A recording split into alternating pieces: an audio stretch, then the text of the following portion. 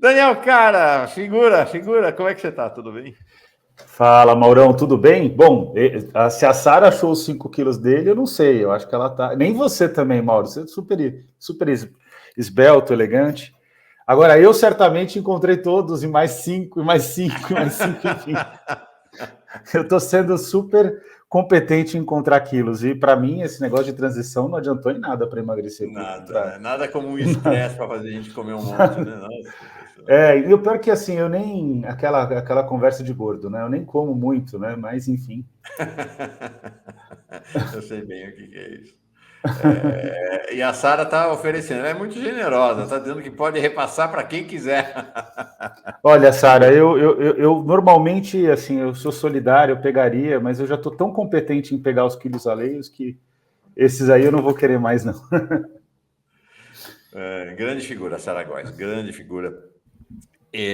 Daniel, ontem você me deu uma notícia que me deixou um tanto abalado, mas depois já me recompus, de que você, hoje, é sua última participação no Jornal da Fórum, não apenas este ano, mas durante todo o mês de janeiro, que você só volta em fevereiro. Por quê, Sim. Daniel? Eu tô terminando um livro que já está acordado há muito tempo, né? Que é fruto da minha tese de doutorado, e eu não entreguei até agora, já estou com mais de um ano de atraso, né, para a entrega do livro para a editora. E eu preciso terminar, né? Porque eles me cobraram, falaram assim, entra em transição, não faz as coisas, eles com razão, né? Então, eu cobro meus alunos para eles serem pontuais e tudo mais, sou bem rigoroso, então E eu não tem tenho jeito, um né? amigo que é aluno seu que diz, você pega no pé mesmo. Então, e aí eu Tá. fui cobrado com razão e eu tenho que resolver essa questão, né? Então, Qual vou é o tirar tema um. e título do livro, Daniel? O título ainda não está cravado, porque a editora acha que é possível, enfim, em relação aos capítulos que ela já leu e tudo mais, que é possível buscar um título mais chamativo no mercado editorial. Eu sou péssimo para título, mas a ideia é discutir o fenômeno de descumprimento do Plano Nacional de Educação, demonstrando que esse fenômeno de descumprimento, o Brasil teve 2 planos nacionais de educação pós-redemocratização, e esse fenômeno de descumprimento, na prática, é o fenômeno de descumprimento do direito à educação, da própria educação brasileira. E esse cenário que eu mostro é que é um cenário estrutural. Na verdade, o Brasil nunca organizou uma economia de fato dedicada ao desenvolvimento. E tem uma tese do Celso Furtado que eu gosto muito. Ontem, inclusive, estava conversando com a professora Sônia Krupa sobre isso, né? Que é a tese de que desenvolvimento é cultura. E se desenvolvimento é cultura, obrigatoriamente, isso significa que o Brasil precisa desenvolver uma cultura de desenvolvimento, inclusive em outro patamar, em outro modelo de desenvolvimento, né, que é desenvolvimento sustentável, nem sei se essa é a melhor palavra. Eu gosto muito do trabalho dos ecossocialistas, eu acho que eles têm feito um trabalho importante, até de crítica ao capitalismo, uma crítica marxista arejada, atualizada, né? Então, a educação tem um papel nessa questão, Mauro, de construção dessa cultura de desenvolvimento ou na construção de um outro padrão de desenvolvimento. Mas a realidade é que a máxima do Darcy Ribeiro, ainda que seja muito simples, ela é muito verdadeira. É inexorável pensar que a crise da educação no Brasil não é uma crise, é um projeto, e na verdade é a falta de um projeto, a falta de um projeto nacional. E eu vou colocar de maneira muito realista. Eu não vejo de forma diferente, assim, no futuro próximo, a reestruturação da educação como centro de um projeto de desenvolvimento. E é um motivo estrutural. Colocar a educação no centro de um projeto de desenvolvimento é, por exemplo, enfrentar o que hoje aconteceu na Folha de São Paulo, que lança uma manchete que, para mim, ela é completamente absurda, é uma ofensa, inclusive, chamando a PEC da transição, que na prática, estruturalmente recompõe Bolsa Família orçamentariamente e farmácia popular. É claro que ninguém da Folha de São Paulo, você sabe disso, Mauro, você já esteve lá, nenhum dos donos da Folha de São Paulo necessitam desses programas e se importam muito pouco, pelo menos o atual, não sei se fala publisher, mas enfim, o atual gestor da Folha, o Luiz, ele se preocupa muito pouco, né, concretamente com a vida das pessoas, mas chamar A PEC da transição, a PEC do Bolsa Família, a PEC da farmácia popular, a PEC da gastança, para mim é uma ofensa ao povo brasileiro, né? E de certa maneira, isso está relacionado com o que eu estou escrevendo no livro, né? Sim. Porque eles não falam, né, do pagamento dos juros da dívida da gastança, né, para os banqueiros, né? Ali está ok, né, porque eles recebem, inclusive. Né? Mas o dinheiro para os pobres é gastança, na visão deles, é isso. Os pobres são absolutamente descartáveis.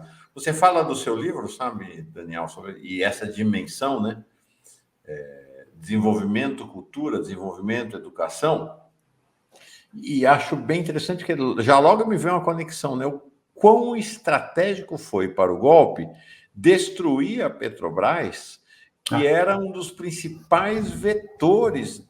O pessoal acha que o Petrobras tem a ver com o petróleo, é claro, tem a ver com a energia, tudo bem. Mas é o seguinte, o que a Petrobras fez a Petrobras era a grande financiadora da cultura do país durante o governo do PT. E mais, o projeto que estava na bica de ser aprovado, que era o projeto do pré-sal, né, da educação, dos recursos, dos royalties do pré-sal para a educação, seria uma revolução na educação brasileira ao nível de uma Coreia. Né? O que se anunciava ali com os recursos que seriam destinados à educação. Então, acho que essas coisas todas estão imbricadas, né? É um projeto mesmo. É um projeto. No caso do pré-sal, inclusive, Mauro, o projeto foi aprovado, que ele não foi, foi regulamentado. Né? E teve ali, eu vou ser bastante franco, porque essa foi uma questão que a gente, na verdade, disputou até com a presidenta Dilma. Isso. Ela queria 50% dos rendimentos, a gente queria 50% do fundo, do total do fundo, rendimentos e principal. A gente ganha o debate congressual. Ela regulamenta a matéria sem vetos, então ela concorda com a posição, né? No final das contas, ali em agosto, né? O debate é tudo feito em junho e julho de 2013. E o projeto não é regulamentado porque, na prática, diferente do que é registrado, já existiam ações de desestabilização do governo, inclusive por agentes externos, já em 2012 no Brasil. E aí o projeto não é regulamentado porque, imagina, Mauro, a gente tira do setor financeiro para investir em educação uma enormidade de recursos. Né? As previsões naquele momento, logo nas primeiras ações de exploração, eram na ordem de 28, 32 bilhões. O mercado financeiro não estava... não dava possibilidade de abdicar daquele volume de recursos.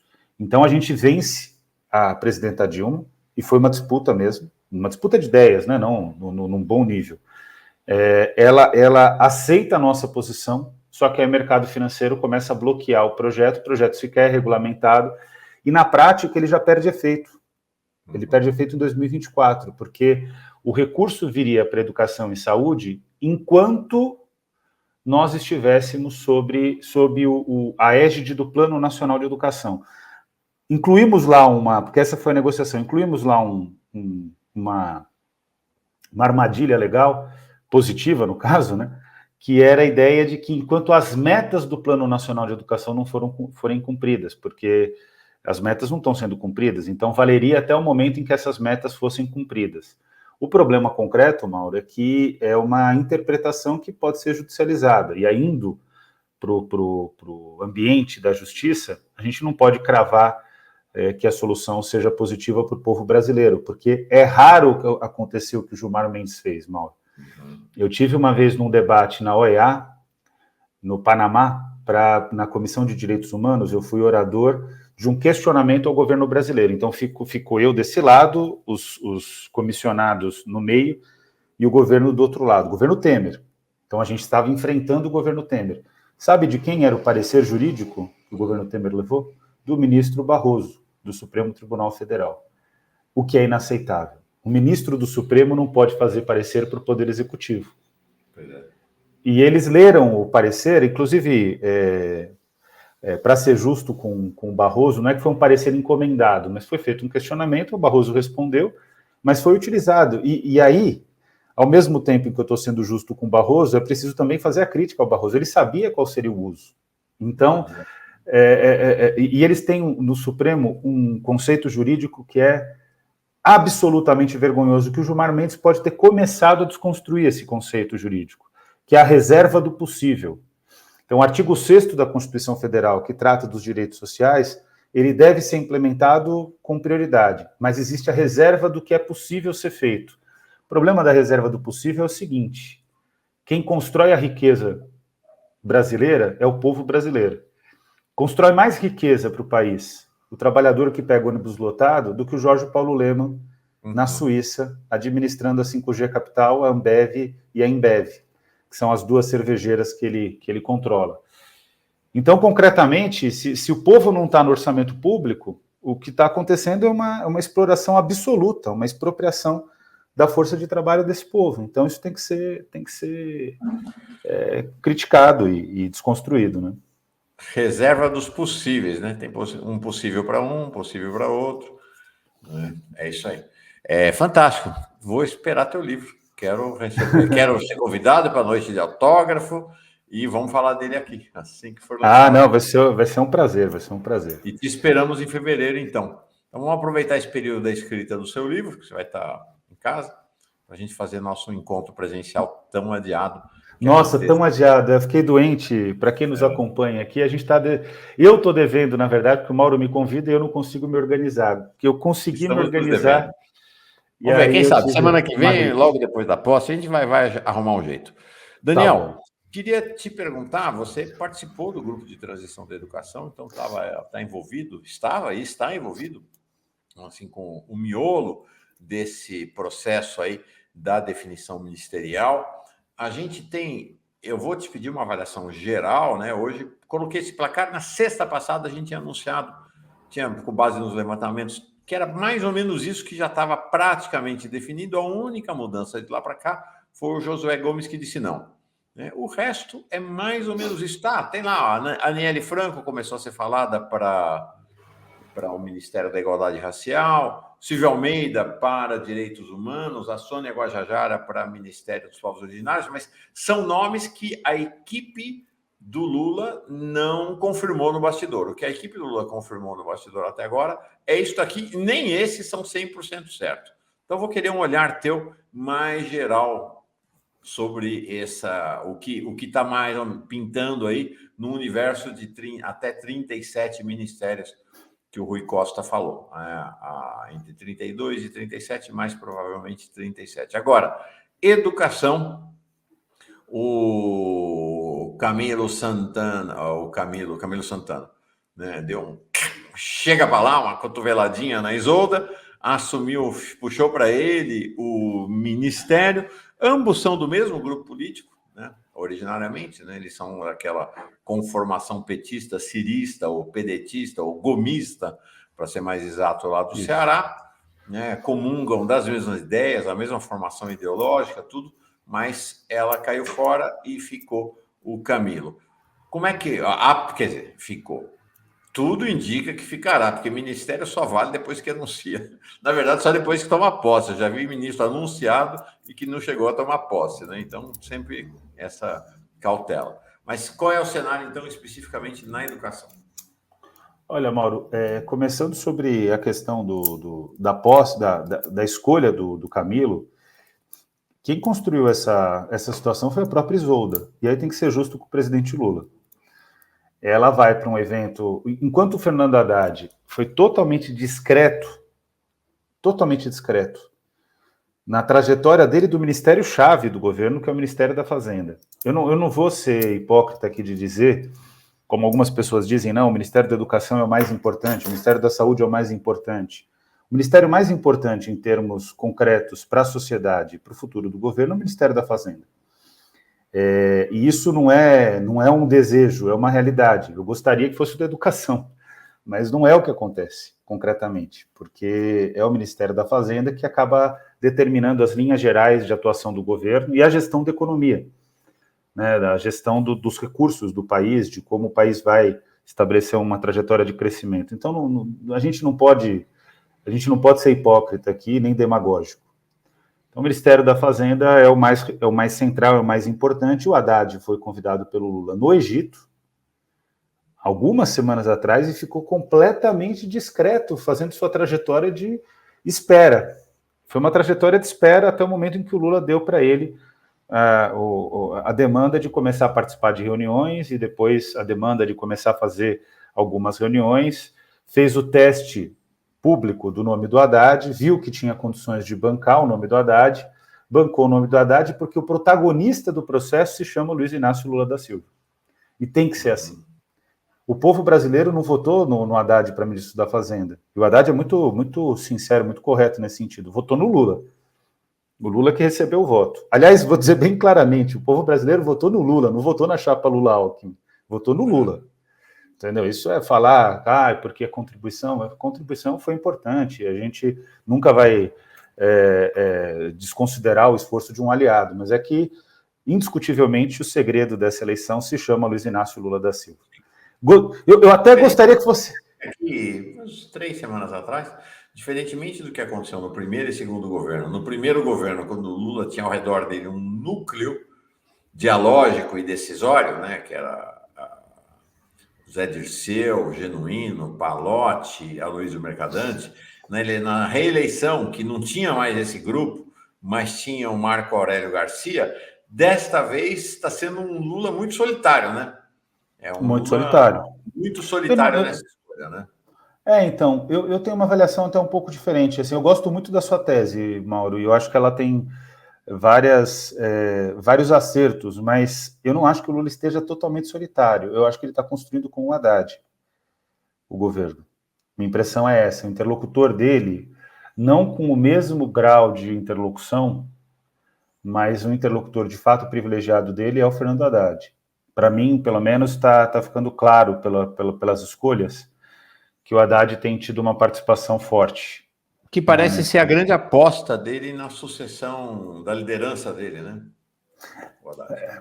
Eu acho que a grande aposta do Lula é o Haddad e ele tem uma carta na mão, que a gente vai ver se ela de fato é uma carta confirmada, que seria o Boulos como sucessor também a partir de 2024.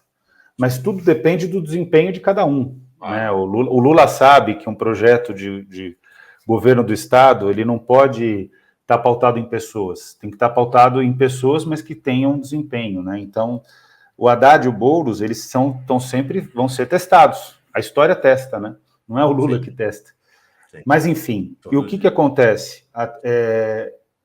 Ocorre um evento da Fundação Lehman, ela vai para esse evento e é ovacionada como ministra, e ao invés de se posicionar, ela fica quieta e gera uma situação muito ruim para o Lula. O Camilo e o Mano estão até lembrando aqui, não se trata de detonar Isolda, é falar de uma coisa bem simples da ciência política, Marilene Carvalho, da ciência política e da liturgia política. Você não pode fazer gestos que antecipem a decisão do decisor. O Lula é o decisor. Você não pode fazer nada que crie qualquer tipo de constrangimento para o decisor. Resultado, após esse evento, o Camilo e o Eumano, todo mundo vai concordar comigo, não estavam cotados para o Ministério da Educação nesse momento, concordam? Eles não estavam. Ela estava. Ela estava desde novembro. Sim. E aí o que acontece? Faz essa ida, não contradita, não se vai em evento com imprensa nesse momento. Tem que ficar em casa, tem que ser discreto. Um grupo do PT... Basta ver o Padilha, nosso Padilha, que vinha toda semana. O Padilha sumiu, desapareceu, entendeu? Porque então, ele está lá, né? Está lá na listinha. Tá fazendo o trabalho dele, né? Muito discreto. E aí o que acontece? O Lula, ele tem que ter clareza de duas coisas quando ele escolhe uma pessoa. Que a pessoa vai implementar o projeto que ele concorda, que é o projeto dele, que foi contratado nas urnas. Eu não gosto desse termo, mas é o que é convencional de se falar na política, né? O projeto que é contratado nas urnas, e ao mesmo tempo ele tem que ter a clareza, ele tem que ter a segurança de que se ele precisar, ele demite a pessoa. Porque são muitas variáveis, não adianta a gente ficar achando que o mundo é o que a gente gostaria que ele fosse, o mundo é o que ele é, e a gente tem que trabalhar para que ele seja aquilo que a gente gostaria que ele fosse. Então o que acontece? Se tornou uma situação ruim, porque o PT se mobilizou com razão também. O PT tem todo o direito de se mobilizar, o PT tem uma trajetória na educação, o PT tem resultados na educação e se mobilizou. Qual foi a solução do Lula? Na minha opinião, uma solução que ela é justificável. Eu não estou avaliando se ela foi boa ou ruim. Estou dizendo que ela é altamente justificável. Ele falou, bom, se eu quero trazer a experiência do Ceará, então eu vou pegar o líder político mais fiel a mim do Ceará, o líder real, porque se trata disso, Mauro, também não vamos ser hipócrita. O líder real do grupo político, nesse momento, é o Camilo Santana. Eu vou dizer bem honestamente para você, porque eu conheço bem o Ceará, é o Camilo Santana e o Cid Gomes. Qualquer pessoa que desconsidere os Ferreira Gomes nesse cenário está sendo muito parcial na análise, porque isso não estou falando que é bom ou ruim, mas é um fato. O Cid, o grande abalo para o Ciro, não foi a mudança do Camilo, porque o Camilo é filiado ao PT, ainda que seja muito ligado, fosse muito ligado ao Ciro. A grande traição ali na família Ferreira Gomes é a do Cid. É do Cid. Porque o Cid é naquele momento, até aquele momento, era a liderança mais popular, até mais do que o Ciro no Ceará, porque fez um bom governo, né, considerando os índices de popularidade dele. E, de certa maneira, o poder do Cid é compartilhado com o Camilo, mas se trata da mesma fonte de poder. Então, o Lula está tendo uma grande sacada, porque ele está trazendo o Ceará, está se posicionando no xadrez do Ceará e trouxe uma pessoa que é excelente de bastidor, que vai ser importante para construir a hegemonia na Câmara dos Deputados e no Senado Federal. Está isolando o Ciro, né? Que já deixou claro que não vem, né? E está isolando o Ciro e está fazendo isso com primazia. Acontece que para a área da educação, o que isso significa, Camilo Santana / Isolda? Porque a Isolda não está rompida com o Camilo, ela vai junto com o Camilo para o Ministério da Educação, para a Secretaria de Educação Básica. O que isso comunica para a sociedade? Que o modelo do Ceará vai ser tratado como referência. Qual que é a minha questão em relação ao modelo do Ceará? Isso eu já falei para o Cid. Objetivamente, de forma muito franca, e ele concordou. Quem constrói o modelo do Ceará são as professoras e os professores. Não é a Fundação Lehman, não é o Instituto Unibanco, não é o Instituto Itaú Social, não é o Instituto Natura, não é o Todos pela Educação, que são as organizações empresariais da área da educação. Quem constrói são as professoras e os professores. O problema é que, por uma estratégia política, eles deram muito espaço para essas entidades, né? E eu acho só, né, e eu coloquei isso no Twitter, que eu espero que o Camilo Santana construa o Ministério da Educação junto com quem constrói a escola pública. Uhum. Ou seja, dando protagonismo para professoras e professores. E dito isso, eu me coloquei totalmente à disposição e, de forma alguma, me coloquei à disposição com a pretensão de ocupar cargo no Ministério da Educação. Eu, de fato, não preciso de cargo, tenho uma clareza muito, muito grande de que a gente tem tarefas no Congresso Nacional que eu, de fato, acho que é mais estratégico em muitos aspectos, né? Poder ter a liberdade de atuar no Congresso Nacional, porque vai ter momentos que a gente vai ter divergências com o Poder Executivo, e a minha experiência com o Lula, como presidente, é ótima, inclusive, porque o Poder Executivo lança uma ideia e a gente aperfeiçoa no Congresso, com uma vantagem: o Lula não bloqueia a ideia que foi lançada, ele alimenta, ele quer ver a disputa acontecer. Então, assim, eu estou bem tranquilo e por dever, né, como membro da transição, como um dos coordenadores da transição na área de educação, eu estou à disposição para colaborar com o que for necessário. O Ceará já passou pelo Ministério da Educação nos governos do PT, né? Vamos lembrar que o Cid, né, já falamos dele mais de uma vez aqui, o Cid Gomes foi ministro da Educação, uma passagem rapidíssima, né? Não deu nem para estabelecer política. Ele ficou de 1º de janeiro de 2015 a 18 de março também de 2015. Essa família Gomes é meio sanguínea, né? Como se diz no passado. Arrumou uma treta, uma confusão, saiu muito rapidamente. Agora, de fato, se a gente olha para a vértebra do que foram os governos do PT em educação, né, com Tarso Genro, Haddad e Aloysio Mercadante, sobretudo, é um projeto diferente do projeto cearense, né? Principalmente com Tarso Genro e Fernando Haddad, mais com Tarso Genro, inclusive. Uhum. O projeto petista, até para fazer justiça ao Tarso Genro, né? É o Tarso que descobre o Haddad, inclusive, então não é nenhum demérito ao Haddad. Sim. Mas para fazer justiça, o melhor do projeto petista foi formulado pelo Tarso com o Haddad, mas na gestão do Tarso. porque precisava alguém com força política para colocar a concepção em andamento. E essa figura foi o Tarso Genro. As pessoas... porque o que acontece? O Tarso ele tem um defeito grande, que o Haddad também tem. Mas esse defeito do Haddad ficou mais visível na prefeitura de São Paulo. O Tarso ele é um cara que ele se preocupa muito com a comunicação do dia a dia. É um problema da esquerda esse. A gente se preocupa com a comunicação do dia a dia, a gente fica pautado no cotidiano. E se esquece de comunicar linhas gerais de estratégia, que a direita bolsonarista faz bastante. Eles comunicam a estratégia deles, onde eles querem chegar. E o dia a dia é secundário. A gente inverte essa lógica. Então, o Tarso fez um ministério muito bom, muito estrutural, muito avançado, que deu as condições para o Haddad depois realizar o trabalho. O Mercadante, ele faz mudanças, inclusive, de ordem, por exemplo, em relação ao FIES, de ordem de desregulamentação. Para poder expandir matrícula, ele libera demais o FIES e o ProUni.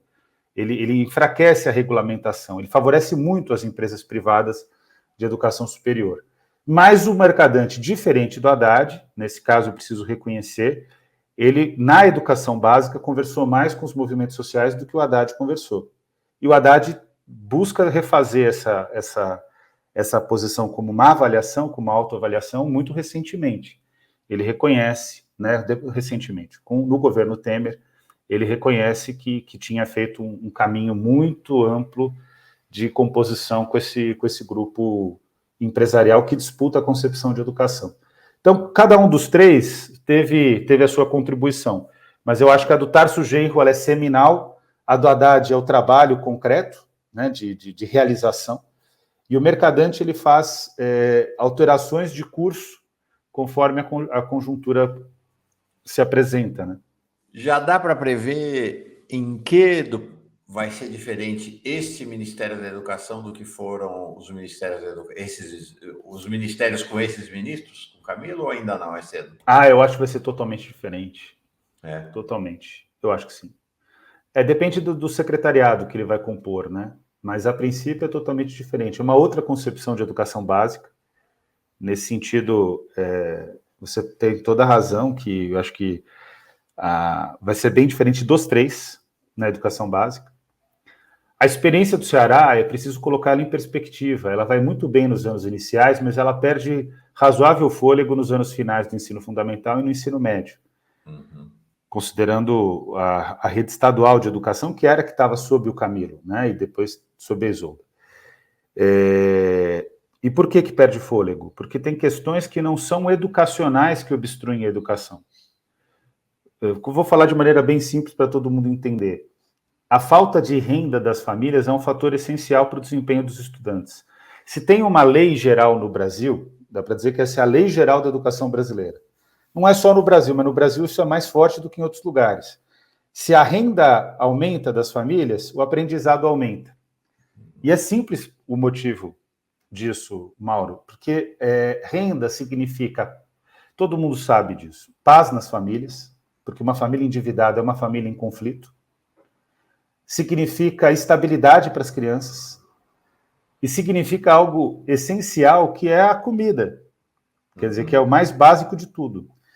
Então, o Brasil é um país em que a questão econômica ela é preponderante sobre a educacional, como qualquer lugar do mundo, mas aqui é mais, porque é um país com muita desigualdade e muita vulnerabilidade. E com muito dado. Também em outros lugares você não tem tantos dados para poder avaliar essa questão, né? Poder cravar essa tendência.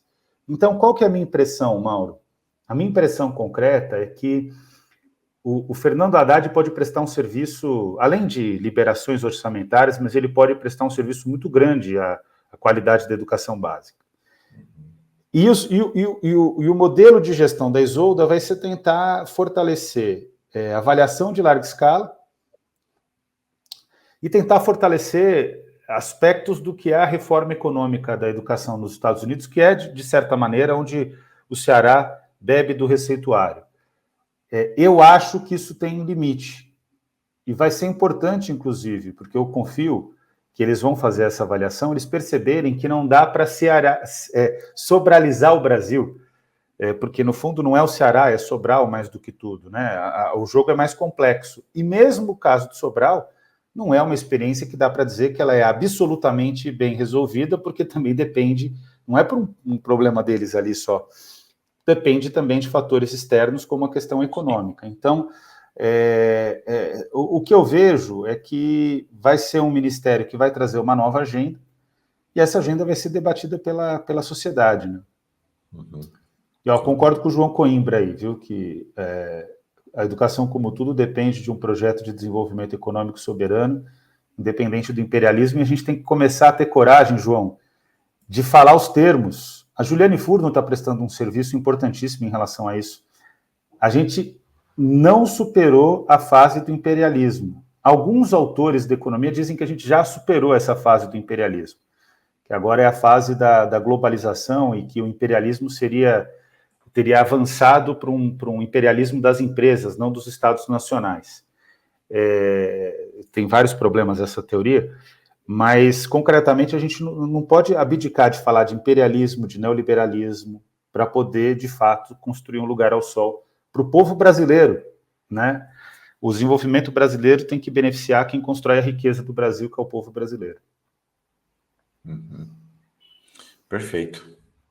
Para encerrar, ou seja, tem muita coisa para a gente entender e acompanhar, vai ser muito interessante.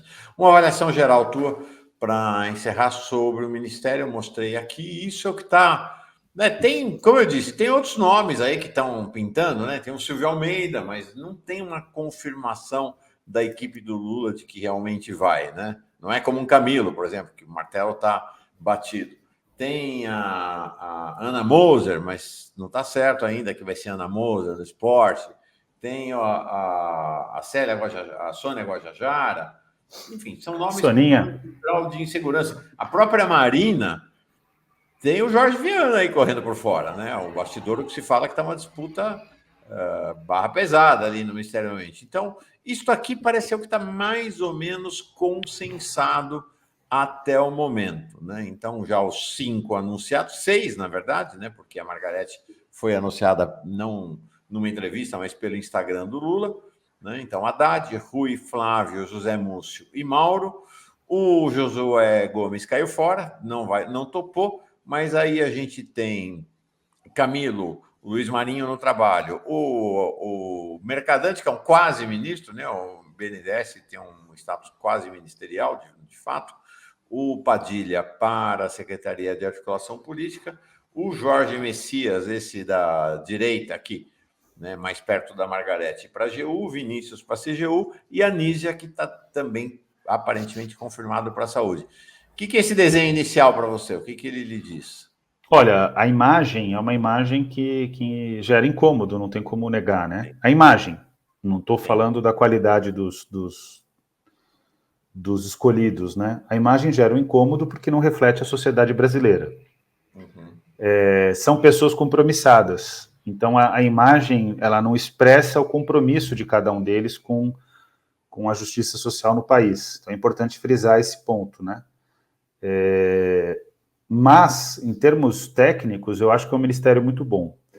Se eu pudesse aconselhar o Lula, eu não colocaria quem já foi ministro no passado novamente nessa posição, porque ainda que o Lula esteja voltando à presidência da República, então você pode dizer, bom, mas esse critério é contraditório com o próprio Lula.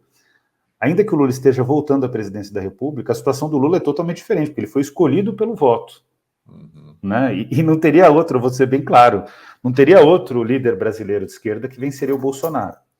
Dito isso, eu acho que é preciso compreender que 2023 não é 2003 e não é tampouco 2007, né?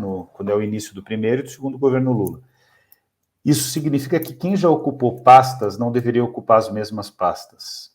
Por isso que, assim, a troca do Haddad da educação para a fazenda eu acho positiva, porque está numa outra tarefa. Então, eu não estou negando a qualidade de cada uma dessas pessoas, pelo contrário. Mas quem já ocupou pasta não deveria ocupar a mesma pasta e realizar a mesma tarefa. Nesse sentido, por exemplo, eu estou falando do caso da Marina. Eu acho importantíssimo a Marina estar na esplanada. mas não no Ministério do Meio Ambiente, porque o mundo é outro, as demandas são outras. Nós não podemos ter uma ministra que tente determinar uma agenda que é uma agenda que foi pouco atualizada no discurso dela. Estou sendo bem franco aqui, Mauro, porque meu compromisso é com a franqueza. Nesse sentido, até a Isabel, que também já ocupou, ela também não deveria estar no Ministério, mas ela tem um discurso mais avançado. Agora, abdicar da Isabel e da Marina e colocar o Jorge, por mais que seja um grande cara, é estranho, porque aí a foto continua machucando. Então, tem alternativas. A Anísia é um ótimo exemplo. As pessoas estão fazendo uma crítica muito pesada ao Lula por conta do caso Isolda Camilo, mas, gente, vamos ser sinceros, a Anísia, o Lula está bancando, e está bancando com a mesma força que ele bancaria a Isolda, só que vocês veem a diferença da descrição da Anísia? Ela correspondeu a uma descrição. E vou dizer outra coisa que é importantíssima frisar aqui. Na transição, 2 grupos de trabalho, 3, estão influenciando bastante a definição dos titulares. O grupo de justiça e a composição do próprio ministério, liderado pelo Flávio Dino. O grupo de saúde foi liderado pelo Padilha, inclusive, mas que fortaleceu a Anísia, porque é uma pessoa extremamente generosa, o Padilha, e ciente do que se constituiu, e o grupo da cultura com a Margarete Menezes. São grupos que trabalharam em favor do Lula. Não fizeram disputa pública, as disputas foram internas e fortaleceram a escolha do Lula. Essa é uma postura que eu acho invejável, e falo isso fazendo uma autocrítica minha, inclusive, porque eu estou dentro da coordenação, em relação aos outros grupos, incluindo a educação. Então, assim, gente, eu não tenho nenhum tipo de compromisso com o erro mesmo. Eu odeio, porque agora o Dória aprendeu essa frase, que é uma frase que, inclusive, tem origens de esquerda, né? Uma frase que, escrita e falada de outra forma, ela remonta ao Lenin, né? Então, isso o Dória deve ter ouvido depois. A frase circulou tanto, Maurão, que uma hora o Dória ouviu e ele fica reproduzindo isso, né? Mas, nesse sentido, é importante cravar aqui e dizer que eu acho que saúde, cultura e justiça fizeram um trabalho melhor do que nós na educação nesse sentido, né? Fica de lição, né? Gostaria que tivesse sido diferente.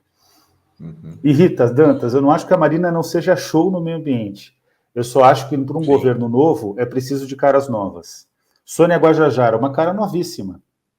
Cara novíssima. Perfeito. Mandar um beijo para a Sônia. A Sônia vai ser, se for chamada a cumprir essa tarefa, porque depende do Lula e a gente vai respeitar a decisão dele, mas se a Sônia for convocada para essa tarefa, vocês podem ter certeza que ela vai fazer um trabalho brilhante. A Sônia merece toda a confiança e é uma mulher incrível. Um beijão, Sônia, tamo junto. Sônia assiste, viu, Mauro, de vez em quando. Uma vez ela falou, vi você no Mauro. O Mauro é show de... É uma figuraça, adora.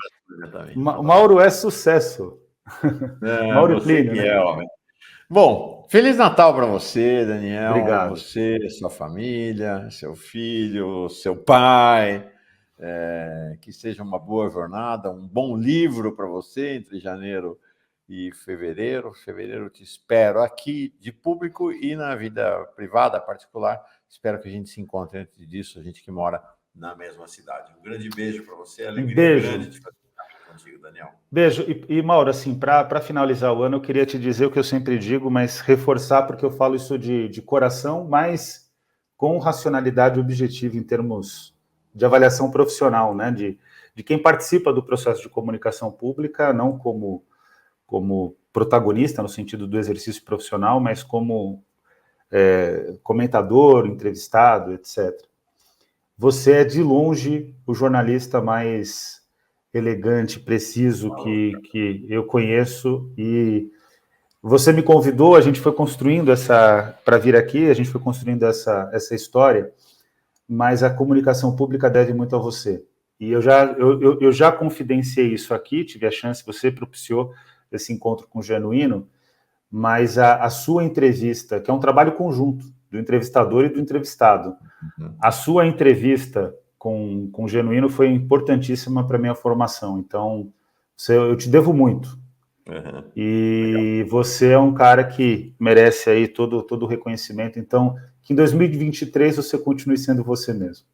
Obrigado. Então, cuida da saúde Meu para amor, vou continuar cuidar, tô cuidando. Você é um amor. realizando Obrigado, viu? seu Grande trabalho. beijo. Um beijão. Tchau, tchau. Tchau.